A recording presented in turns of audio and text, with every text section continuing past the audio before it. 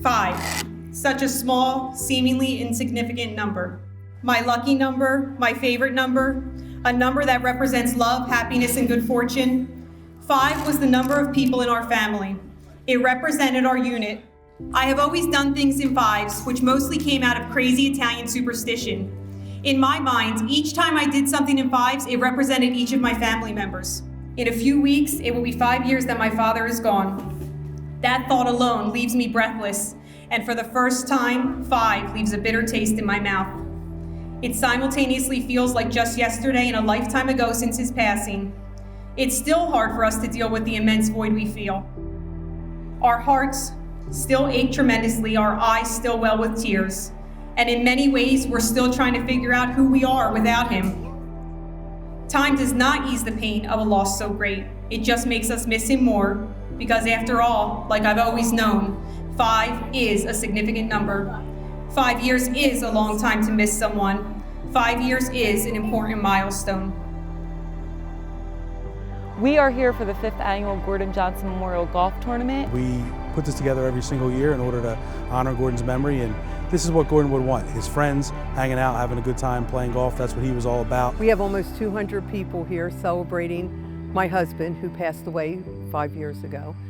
He, as you could see on a poster up front, he said, "We're not here for a long time, we're here for a good time." This tournament is that. We're not here for long, it's a few hours, right? We're gonna play some golf, have something to eat, a couple drinks. Every moment of it is in celebration of Gordon. We did it again. We managed to have our largest turnout of golfers and dinner attendees to date. It fills us with great joy and gratitude to see so many people come together to support our cause and honor our father's memory in the most fitting way possible. He loved this golf course and golfing and having fun. We thought in order to honor him, what best but golf. My dad loved to play golf, family and golf. He would do anything for either one of those things. The best way for all of his friends and family to get together was on the golf course, because that's what he loved the most, you know, besides his family. The one thing he really loved aside from family is golf, so we thought there was no better way to honor his memory than to bring family and friends together. Putting this event together each year is no small feat. It takes months and months of meetings, planning, running around, and constant communication. Without our dedicated committee members, this tournament would never exist. It takes a lot of preparation. I pretty much feel like within a few months of when the event happens, you start planning again for the next year. It brings a lot of stress. When we start planning it in January, it's always like, oh my goodness, it's here again. It's not just one day, right? For those that are on the committee, it's a year-long endeavor. We have a committee of my mom, JoJo, and my sister, Lauren, my mom's cousin and my dad's best friend, Lou, and our good friend, Joe. And they are the committee that work, you know, months and months in advance to plan. And it's engagement with the sponsors. It's explaining to our sponsors what we're doing with the resources they provide to us. It's looking at the landscape and understanding who we can make donations to, what philanthropic endeavors we want to be a part of, families we know might need help, who can we help. It does take a very long time to prepare for today, but in the end, it's all worth it. Although this is a particularly hard year for us, today we smile as we celebrate my father. We are so humbled by your support over the last 5 years, especially those who have been with us, donated time and money, golfed, dined, laughed, and made memories with us since year 1. You know that our intention has always been to bring family and friends together to honor our father and give back what we can to the community and organizations that are close to our hearts.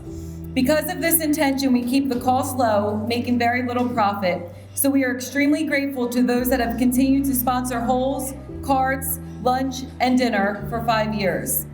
All of your contributions have allowed us to give so much back to those in need. Through this tournament and the donations made, we have been able to help so many people throughout the community. We have been able to keep our father, husband, grandfather, uncle, cousins, and friends' memory alive. Over the past 5 years, we've given away $24,850. With that money, we're able to donate to families and organizations, individuals, people in need in the community. Just makes you feel good to see that you're helping people that are close to the family. Yes, we put it together, but it wouldn't be possible without all of the other help that we have, the volunteers. But we have in excess of 30 hole sponsors. We have dinner sponsors, lunch sponsors. It just keeps growing, and we're really appreciative of all the people that turn out for this every year. We thank you from the bottom of our hearts, whether you're donating, whether you're playing, dining, volunteering. This event would not be possible without you, so thank you. For all the staff members, for the workers at Mercer Oaks, all the behind the scenes people. We really are just so grateful for everyone involved, everyone who spends time or money to make this a success. We couldn't do it without them. And none of this would be possible if it weren't for all the people willing to step up, volunteer, golf, have dinner with us. And so we are eternally grateful for your support. That's what makes this so special. The people who come and just remember him is awesome. That's what it's all about. That's what he would love and that's what he would do. I know this is an event of which he would be proud, and I can't think of a better way to have honored the greatest man I have ever and will ever know. Dad, thank you for giving us a life of memories filled with nothing but the best. He would love it. You know, he always was golfing every weekend, you know, doing tournaments, and so I think he would just really, really love this. He wouldn't believe that we were doing this. He would be astounded by this turnout that we have. It makes me mad that he can't be here. You know, I wish he was here to see it. I think he'd be overwhelmed.